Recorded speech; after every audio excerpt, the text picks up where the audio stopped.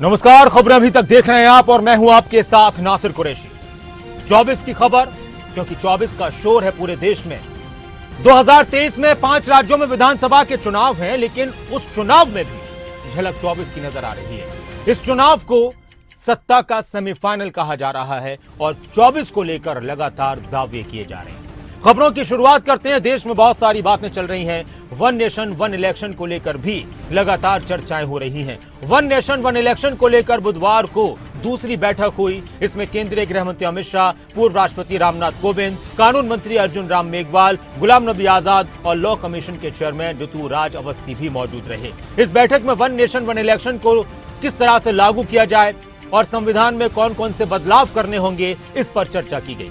सूत्रों के मुताबिक बैठक में विधि आयोग ने आने वाले समय को लेकर एक रोड मैप भी शेयर किया है। इससे पहले 23 सितंबर को कमेटी की बैठक हुई थी और उसमें कई मुद्दों पर राजनीतिक दलों की आपत्तियां, सुझाव और अन्य विचारों को सुना गया था। हमारे देश में एक कोशिश हो रही है कि देश में एक चुनाव हो और इसको लेकर बहुत से तर्क दिए जा रहे हैं। एक तरफ कहा जा रहा है कि एक चुनाव होने से खर्चा बचेगा और जनता के लिए जो काम होते हैं उसमें किसी तरह की रुकावट नहीं आएगी, तो दूसरी तरफ कहा जा रहा है कि बार बार इलेक्शन होना देश के लिए फायदेमंद है, क्योंकि बार बार नेताओं को जनता के बीच जाना पड़ेगा तो नेता सजग रहेंगे, बोलेंगे।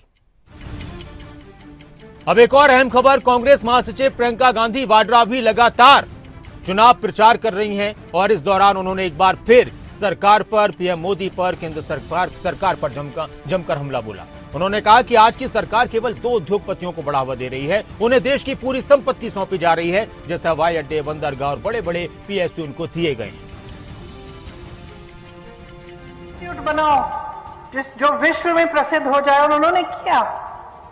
आज की सरकार को देखिए, आज की सरकार सिर्फ 2 उद्योगपतियों का प्रोत्साहन कर रही है, सिर्फ 2। उनके जो मित्र हैं उनको पूरी देश की संपत्ति सौंपे जा रहे हैं। देश के बंदरगाह, देश के एयरपोर्ट, देश के जितने भी बड़े बड़े पीएसयू थे। कांग्रेस के नेता ये कह रहे हैं कि उद्योगपतियों को सरकार ने बहुत कुछ दे दिया है, जनता को कुछ नहीं मिल रहा। इस तरह के आरोप चुनाव प्रचार के दौरान भी लग रहे हैं। तो वहीं केंद्रीय मंत्री अर्जुन राम मेघवाल ने कांग्रेस महासचिव प्रियंका गांधी वाड्रा के खिलाफ कार्रवाई की मांग की। अर्जुन राम मेघवाल ने कहा कि 20 अक्टूबर को कांग्रेस नेता प्रियंका गांधी ने भाषण के दौरान एक बयान दिया और यह आचार संहिता का उल्लंघन है। हमने ईसीआई को, इलेक्शन कमीशन ऑफ इंडिया को अभ्यावेदन दिया है कि क्या प्रियंका गांधी आचार संहिता से ऊपर हैं। लगातार व्यक्तिगत टिप्पणियों को लेकर चुनाव के दौरान शोर शराबा होता है और इसी तरह के बयानात को लेकर एक बार फिर से राजनीति गरमाई हुई। मित्रों, आज हम इलेक्शन कमीशन ऑफ इंडिया के सामने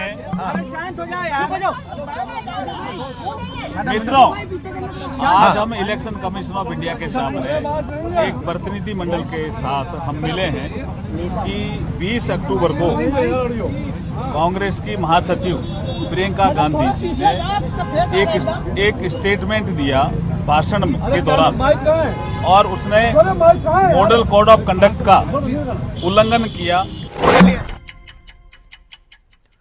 और राजस्थान के मुख्यमंत्री अशोक गहलोत ने बीजेपी पर निशाना साधते हुए बहुत सारी बातों का जिक्र किया और अपनी सरकार की उपलब्धियां गिनाई। उन्होंने कहा कि समाज सेवा में हमने कीर्तिमान स्थापित किए हैं। पूरे भारत में कहीं भी 25 लाख रुपए का बीमा नहीं है। राजस्थान में 1 करोड़ लोगों को पेंशन मिलती है, जिसमें विधवाएं हैं, बुजुर्ग हैं, अन्य लोग शामिल हैं। राहुल गांधी की भारत जोड़ो यात्रा ने महंगाई, बेरोजगारी, समाज में समरसता और अमीर गरीब के बीच की जो खाई बढ़ रही है उसको लेकर चर्चा की थी। स्वास्थ्य सेवा में तो हमने कीर्तिमान स्थापित किए हैं। 25 लाख का बीमा हिंदुस्तान में कहीं नहीं है। दुर्घटना बीमा, महंगाई राहत शिविरों में जो हमने गारंटी दी आप लोगों को, वो गारंटी खाली दी नहीं है, लागू भी कर दिया हम लोग। और पेंशन, राजस्थान वो राज्य है जहाँ 1 करोड़ लोगों को, विधवाओं को, बुजुर्गों को, निःशक्तजनों को पेंशन मिलती है। पति पत्नी तो 2000 मिलती प्रति माह।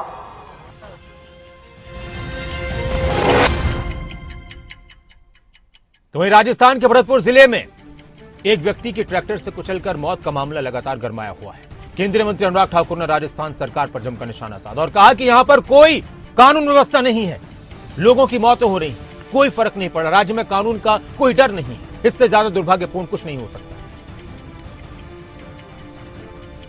देखिए, अगर आप उदयपुर की घटना से लेकर अब तक का देखेंगे, बार बार देखने को मिलता है कि तुष्टीकरण की राजनीति कांग्रेस के लिए सदा प्राथमिकता रही है और ये इसी तरह से उन लोगों को संरक्षण देती है और अपनी शरण में रखती है जो आपराधिक घटनाओं को बल देते हैं और धर्म, जाति, संप्रदाय के नाम पर बांटने का काम करते हैं और राजनीतिक लाभ उठाने के लिए कांग्रेस उनके खिलाफ कोई कार्रवाई नहीं करती।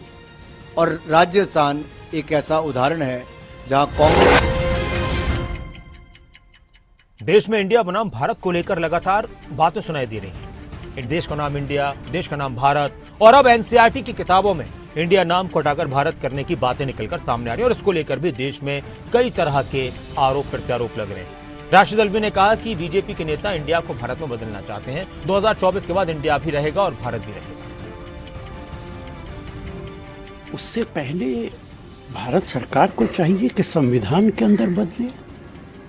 इंडिया दैट इज भारत, ये तो संविधान के अंदर है, तो पहले तो उसमें बदलना चाहिए।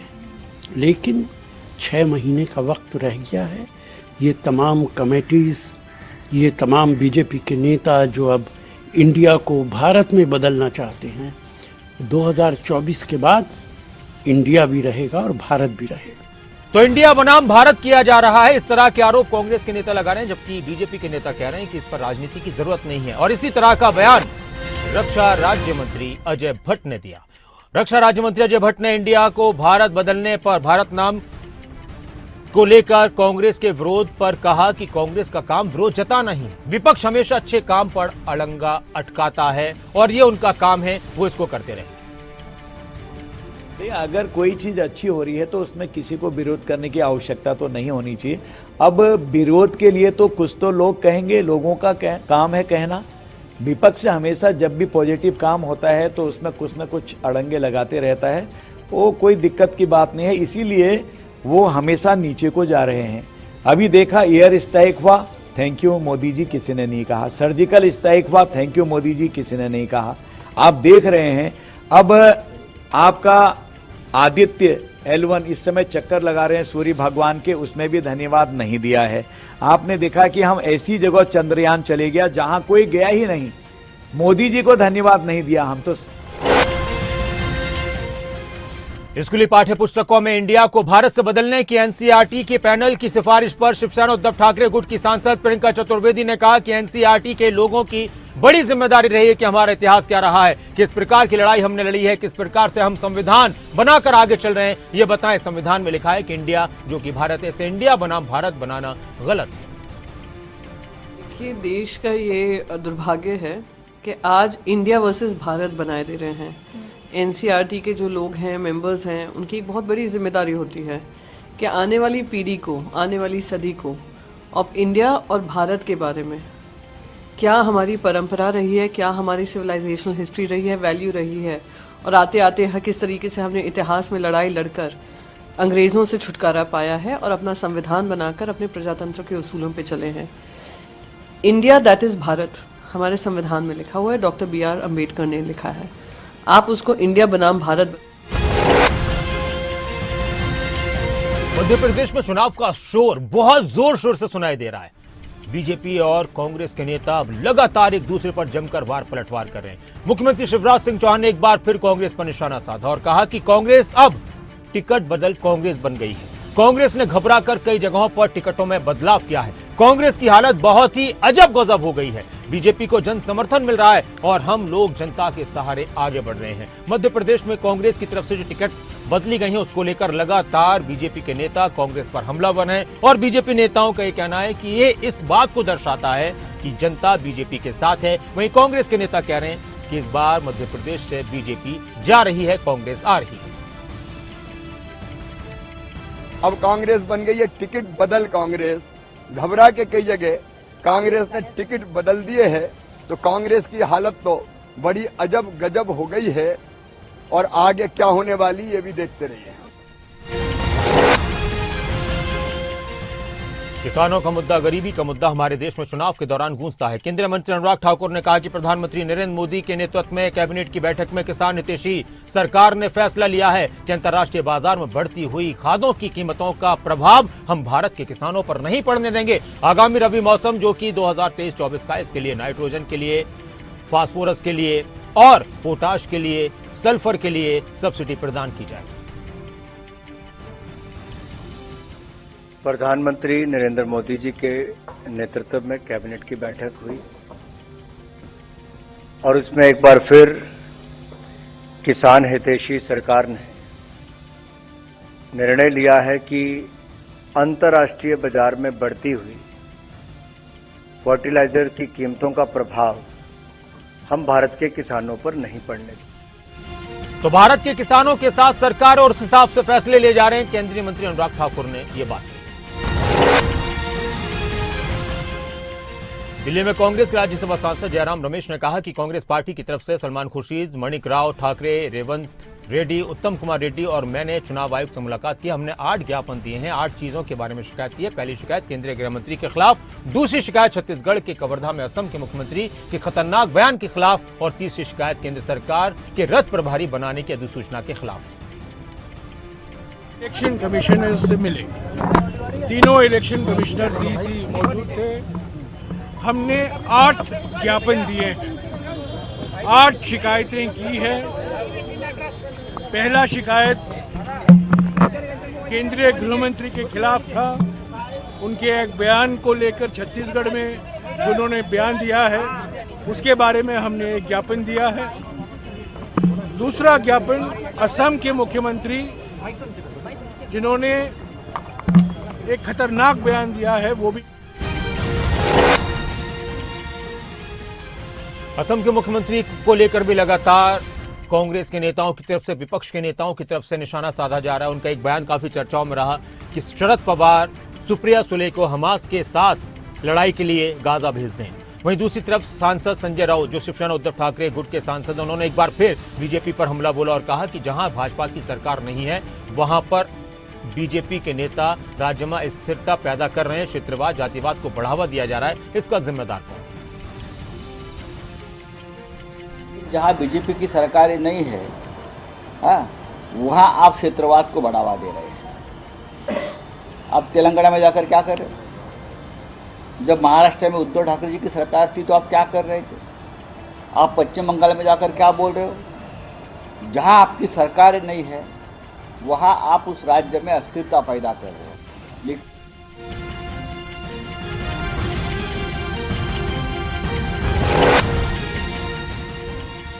कांग्रेस अध्यक्ष मल्लिकार्जुन खड़गे ने चुनावों को लेकर बयान दिया और कहा कि हमारे लोग हर जगह काम कर रहे हैं और हमें उम्मीद है कि हम 5 राज्यों में जरूर जीतेंगे। बीजेपी को लेकर विरोध की लहर है, लोग तंग हो चुके हैं। लोग कह रहे हैं कि अब बीजेपी को सत्ता से हटाना है, कांग्रेस की सरकार को लाना है। कांग्रेस के नेता लगातार इन 5 राज्यों में चुनाव को लेकर उत्साहित हैं और वो दावा कर रहे हैं। कुछ नेता ये कह रहे हैं कि भाई हम 4 राज्यों में तो सरकार अपनी बनाने जा रहे हैं, कुछ 5 का दावा कर रहे हैं और उन्हीं 5 दावों में लेकर 5 राज्यों में सरकार बनाने को लेकर मल्लिकार्जुन खड़गे ने भी बयान दिया है कि हम सभी राज्यों में जीतेंगे और सरकार बनाएंगे। इलेक्शन जो चल रहा है वो ठीक चल रहा है और हर जगह हमारे लोग काम कर रहे हैं और हमको कॉन्फिडेंस है कि हम 5 स्टेट में जरूर जीतेंगे।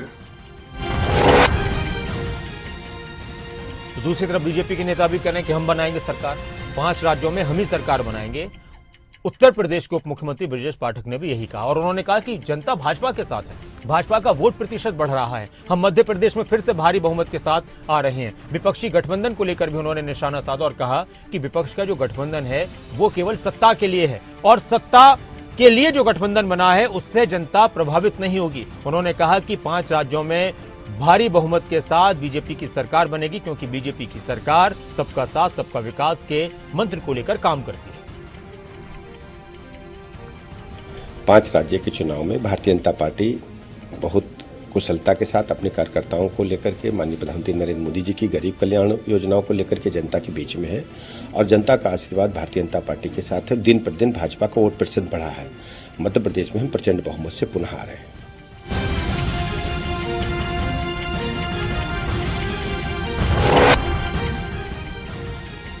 रोहतक में मेरी माटी मेरा देश कार्यक्रम में हरियाणा के मुख्यमंत्री मनोहर लाल भी शामिल हुए। इस दौरान उन्होंने देश के सैनिकों को लेकर, हरियाणा के जवानों को लेकर भी बयान दिया और कहा कि हरियाणा के जवानों ने भी देश की आजादी में और इस वक्त देश की सरहदों की हिफाजत में हमेशा अपनी मुख्य भूमिका निभाई है। इस धरती को वो प्रणाम करते हैं। ये धरती हमें अन्न देती है, बनस्पत देती है। सीएम ने कहा कि मिट्टी बलिदानियों की मिट्टी है और बहुत बलिदानियों ने अपनी जान देकर इस देश को आजाद कराया है और इसमें हरियाणा की अहम भूमिका है।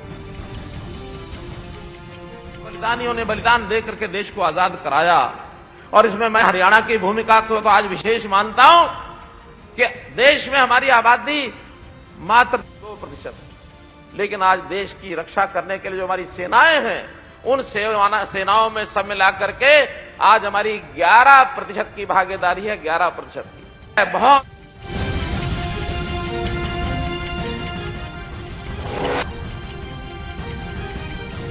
सियासी बयानबाजी वायु प्रदूषण को लेकर भी हो रही है। हरियाणा और एनसीआर क्षेत्र के कुछ हिस्सों में बढ़ते वायु प्रदूषण को लेकर राज्यसभा सांसद दीपक हुड्डा ने पूरी तरह से हरियाणा सरकार को जिम्मेदार ठहराया और उन्होंने कहा कि सच्चाई है कि इस दिशा में सरकार ने पिछले 9.5 साल में कोई काम नहीं किया। देखिए, ये मैं समझता हूँ कि प्रदूषण, वायु प्रदूषण एक गंभीर विषय है और आज एक रिपोर्ट आई है कि 27 सबसे प्रदूषित शहरों में 9 हरियाणा के अंदर वो शहर हैं, जिसमें अपना शहर भी शामिल है। तो इस बात को, हर बात की राजनीति से ऊपर उठ के इसका कड़ा संज्ञान सरकार को लेना चाहिए और ये एक फोकस एरिया होना चाहिए। इस गवर्नमेंट का तो ध्यान ही नहीं है। वायु प्रदूषण में भी देश में हरियाणा नंबर 1 आ गया है और ये किसी एक को या दूसरे को ब्लेम करके नहीं होता है।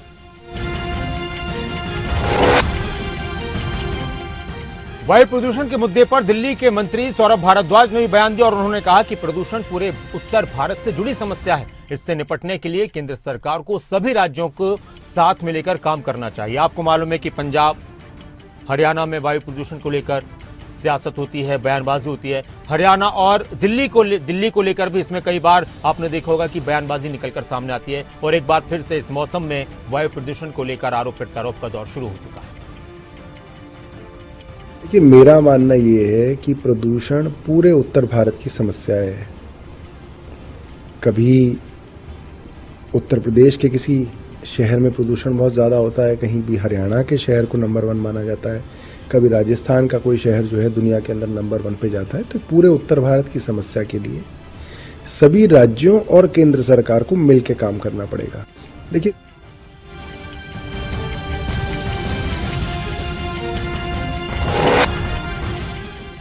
हरियाणा के कृषि मंत्री जेपी दलाल ने एक बार फिर एसवाईएल के मुद्दे पर अपनी बात रखी। कृषि मंत्री जेपी दलाल ने सरकार की तारीफ करने के साथ ही अपनी सरकार की तारीफ करने के साथ ही पंजाब सरकार की जमकर आलोचना की। उन्होंने एसवाईएल को लेकर अरविंद केजरीवाल और आम आदमी पार्टी पर जमकर निशाना साधा। एसवाईएल के अंदर पैरवी बड़ी जबरदस्त चल रही है और मैं स्वागत करता हूं माननीय उच्चतम न्यायालय का, जो उन्होंने इस बार बड़ी तल्ख टिप्पणी की है कि पंजाब सरकार या तो नहर का निर्माण करे, नहीं तो हमें कोई सख्त आदेश करना पड़ेगा और पंजाब सरकार नहीं मानने वाली। ये तो उच्चतम न्यायालय ने अपने देख रेख में इस नहर का निर्माण करवाना पड़ेगा और ये नहर हमारे इस दक्षिण हरियाणा के लिए, प्यासी धरती के लिए बहुत बड़ी चीज़ है। और दुर्भाग्य देखिए कि केजरीवाल जी और उनकी पार्टी कहती है कि एक बूंद भी हरियाणा को पानी नहीं दूंगा और हर जिले में एक पंजाब का मंत्री लगा के कहता है कि आम आदमी पार्टी के लिए वोट मांगूंगा। मतलब हमारे को जख्मों पर नमक छिड़कने का काम करते हैं। क्या कह के वोट मांगने आते हैं जब ये कहते हैं कि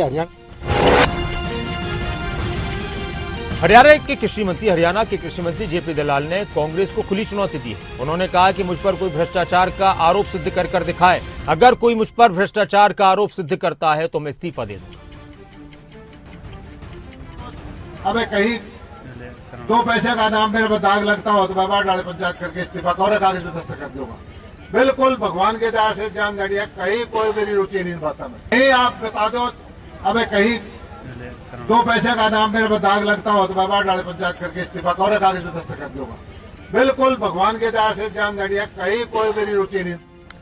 तो चुनाव के दौरान इस तरह के दावे भी किए जाते हैं कि अगर हम पर कोई इस तरह का आरोप लगा दे या साबित कर दे, सबूत दे दे, तो हम सियासत छोड़ देंगे। सियासत छोड़ने को लेकर नेताओं की तरफ से कई मंचों पर इस तरह की बातें कही जाती हैं, लेकिन सियासत में इस तरह की बातें आगे बढ़ती रहती हैं, नेता बात भूल जाते हैं। और अब कुछ बातों को लेकर, भ्रष्टाचार के आरोपों को लेकर जेपी दलाल ने कांग्रेस नेताओं को चुनौती दी है कि या तो भ्रष्टाचार का सबूत दें तो वो इस्तीफा दे दें।